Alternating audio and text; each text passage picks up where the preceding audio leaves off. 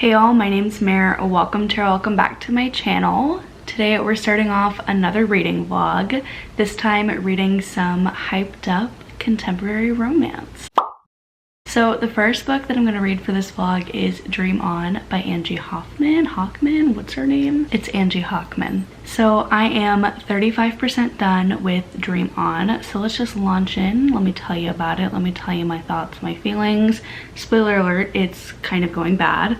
So Dream On follows a recent law graduate named Cass, who actually got into a car accident about a year ago. She woke up one day and she has memories of this man named Devin that she was dating.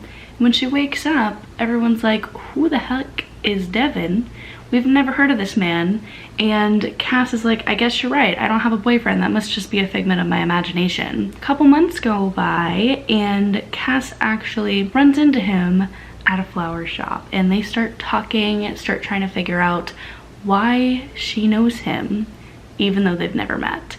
So this one's a very interesting concept for a romance book. I really like the idea of what would you do if you literally met your dream man. However, I don't think Miss Angie is the writer for me. I don't like her characters. I find them to be very quirky and annoying, and I like quirky. You know, I like girls who are not like other girls, but the way that Cass just is written, I'm not a fan of. And I also don't like Devin. My problem with Devin is already I'm like a third into this book, and Cass was in a very traumatic car accident. And at the point in the story that I'm in, he just pulls up with a car to Cass's office and he's like, hey girl, like, I brought you this car for you to test drive. And she's obviously very uncomfortable and she doesn't want to drive a car because, you know, she almost died because of that. And I understand working through your trauma, but also like, maybe therapy is the option here, not your sort of boyfriend forcing you to do something that you're not comfortable doing without having a conversation about it. I also don't really like how there was very little resistance to Cass being like, hey, I know you from my dreams, because she was able to say a lot of information about Devin and his life when they first met. Yeah, I guess I would sort of believe that person if that was me in the situation, but I also just find it very odd, very strange, and I would probably be creeped out and not want to talk to this person who says they have vivid dreams of dating me. Yeah, it's not going well. I will say that the pros of this book, it is a very fast read. I started it this morning and I'm already a third through, so I have a couple of hours before I have to get ready for the day, so I think I'm just gonna try and knock this sucker out. So very, you know, I would say readable because like it is readable, but like it's still making me cringe a little bit, so like, is that readable? It's going by fast at least. You know, the pain won't be long. Now, as far as for some other books that I'm going to be reading for this vlog, I think I'm going to pick up Every Summer After. I have that on audio, and this one was kind of pitched to me as, I think, The Summer I Turned Pretty by Jenny Han, but like for adults. And I've never read The Summer I Turned Pretty, but I'm all about vacation, small town vibes, and I think that's what it is. I've just heard really good reviews about it. Everyone on TikTok seems to be obsessed with this book, so we'll give it a shot. I might read a third book for this vlog. I might not. I might not even read Every Summer After. We're gonna focus on Dream On for now, and I'll catch back up with you in a bit. Okay guys, I'm halfway into Dream On. You know what? I see what Miss Angie is doing. Still don't love Cass. Still definitely don't like Devin. But we have a new bombshell in the villa. Is that what the TikTok sound is? We have a hot new bombshell has entered the villa. Let's just say that. And I see what you're doing, Miss Angie. I see what you're doing. Do we need to have a toxic man who is going to mansplain and gaslight and gatekeep to get there? I don't think so. But I see what you're doing. And I'm a little more intrigued now. Something real weird just happened in Dream On, and I just had to share. Like, I haven't even finished reading the page because I needed to take a step back. It's getting better. It's also getting simultaneously worse at the same time. I'm having a very bizarre reading experience. The main character, Cass, is just like, no one ever gives me back rubs. Why does no one ever give me back rubs? And one of the guys is like rubbing her back, and I just find that bizarre. I don't know. Why is she talking about like the length of time people have massaged her, how she's been wronged by this guy she's been dating for a few weeks because he never offered to do that. Like, maybe I just don't want that, but like, that's such a weird request to want in a romantic partner. Like, yes, if that's your love language, okay, but like, getting on someone's case because they would only rub your back for a few minutes. Girl, what the heck? Hey guys, I'm back. So I finished Dream On. I actually started and finished this in the same day, but I've taken a step back to kind of reflect, think about how I really felt about this book. Actually, no, I didn't do that, but I had an experience reading this, okay, and I needed time away from it to really tell you about it. Dream On was definitely not the book that I wanted it to be.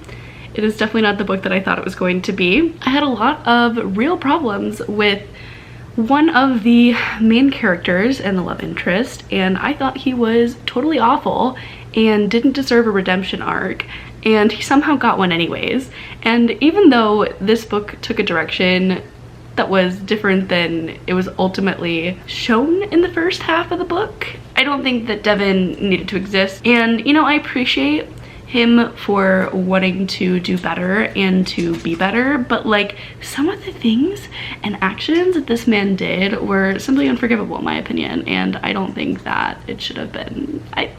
He should have just stayed a man of the dream world. I don't think he should have came into real life. Other problems with this book was that it was just too fun and quirky for me. I just felt like her main character was too much for me to handle personally. I don't enjoy Miss Angie's works, and you know what, I think that's okay. I thought at one point I was going to really like this, but because Devin was given this redemption arc, I didn't. I liked the direction that this book went in. I thought it was very girl boss of Cass to, you know, pursue what she wanted. You know, there were some good moments in this book. Overall, this book just made me laugh, and not from like, oh my god, this book is so funny, but wow, this is so corny and unbelievable, and I can't believe that this would be put in a novel. So 2 stars. So I know I mentioned for my next book I was probably gonna read Every Summer After, and I still might. I have it on audio, so like when I have a opportunity where I can listen to an audiobook, I'll start that one, but I don't think I'm gonna have one in the next few days, so I might start Neon Gods again instead. I haven't started this for the first time. Yay. Talk later.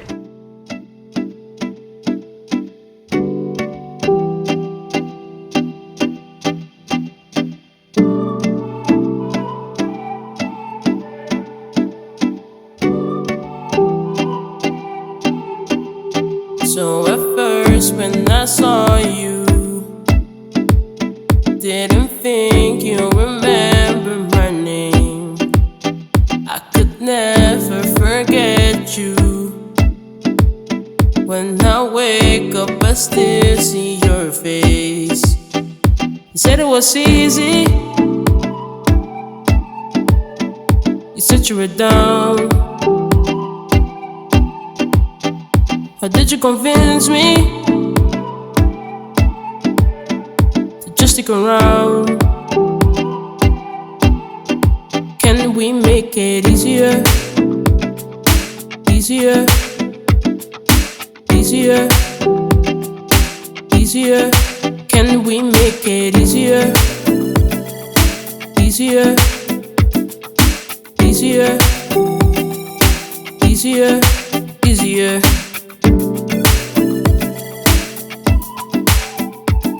Hi guys. So there's a literal hurricane going on outside, so you might hear some rain. There might be some interesting updates in this vlog. It is September 28th, and Hurricane Ian is making landfall right now over Florida, which is kind of crazy. It's a Category 4 hurricane, in case you haven't heard, and it is literally 2 miles away, 2 miles per hour away in wind speed from being a Category 5. And I live inland in Florida, so it's not going to cause as much damage, but it's still super scary because the path goes directly over where I live. So I might not have power in a couple hours. It's gonna be really fun and exciting. So we're gonna be chatting a lot, probably. I am going to be reading, more than likely, for the next day and a half. So let's, let's continue this vlog. It's been a minute. I'm now halfway into Neon Gods. I think I'm halfway through, maybe a little over. So this book follows Persephone, who is the daughter of Demeter, one of the 13 gods of Olympus. One of the 13 gods, Hades, has been shunned from the 13. He's basically a myth. And one day, Persephone goes in and she gets ambushed. She's basically told, hey, you're gonna marry Zeus and you're gonna like it. And Persephone is really scared about it because the last 3 wives that Zeus has chosen have all mysteriously died one way or another, and Persephone doesn't want to be next. So she decides to run across the river Styx, and she ends up in the company of Hades, and they make this pact to work together to piss off Zeus, basically. And that deal involves a lot of saucy things. I just want to say, I've read 2 other Katee Robert books. A lot of the things that happen in that book also happen in this one. Like, it's a lot of similar tropes and a lot of similar plot points, and I'm kind of bored of it, to be honest. I was really hoping this would really suck me in. I can't tell if it's like I'm just distracted because, you know, there's a natural disaster going on around me, but I think there's more to it than that because I started this before and I was really interested in it first, but ever since then it's been like a couple chapters at a time. So I'm gonna try and finish this today because I have literally nothing else to do, and I'll see if I like it anymore. But right now I'm not interested in continuing the series, and I really don't care because I don't think it's very romantic. I think they're just there to, you know, have a saucy good time, and you know what, good for them. But I was really hoping this would be more romantic at a level. Like, I wanted to see why Hades and Persephone should be together besides the fact that they just want to get with each other. So more thoughts to come. Hey friends, so couple updates.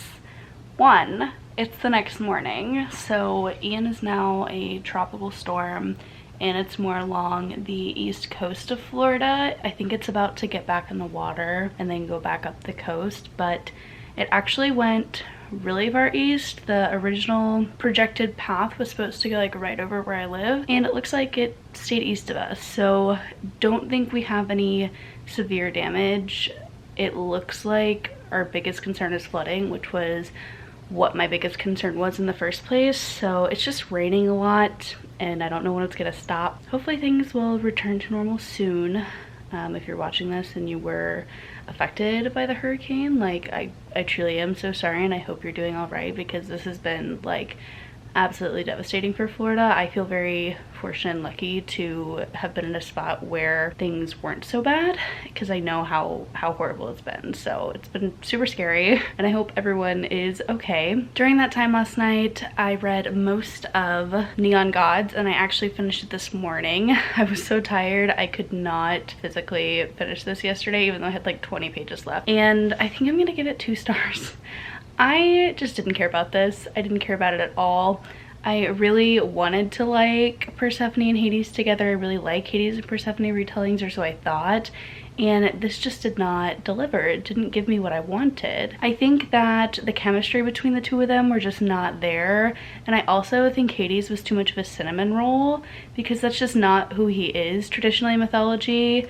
And while I liked that he can be like a cinnamon roll to Persephone, it kind of just felt like he was a cinnamon roll to everyone, and that just didn't feel like the proper telling of the myth to me. I liked Persephone. She knew what she wanted. She went out and got it, and I didn't really have any issues with her or the writing. I just feel like this book read like Desperate Measures, the first book I read by Katee Robert, but with different characters.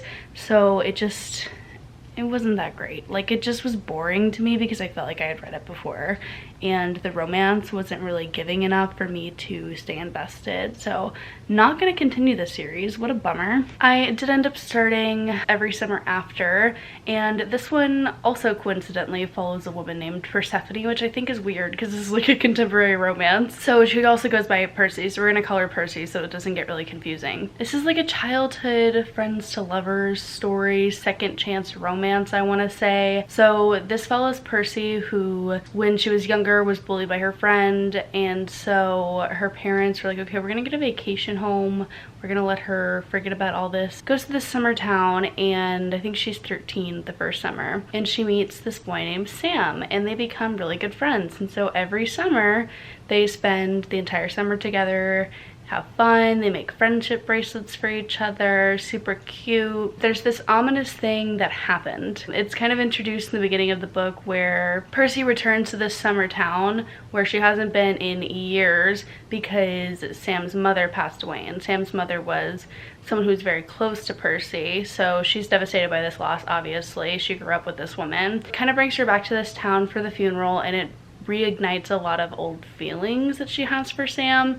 We don't know why they don't talk anymore, why they haven't seen each other. I'm sure it's all gonna come out soon, but I want to say halfway into it, maybe a little less, maybe a little more. I really hated the beginning. I'm gonna say it. The beginning of this book was so boring. I felt like I was being spoon-fed every single piece of information, and that Percy was kind of talking down to me as a narrator. Like, she's like, oh, this is where I go, this is what I do, and I'm like, is she just dumb, or is she thinking that I'm dumb? So I didn't like how the writing started automatically. And I wasn't really interested at all because of the writing in the beginning. I'm at the point in the book now where I'm like, you know what, I just want to see this through. I want to know what this ominous thing that happened was. Like, also, if they get together at the end or if they don't get together at the end, I really don't care either way.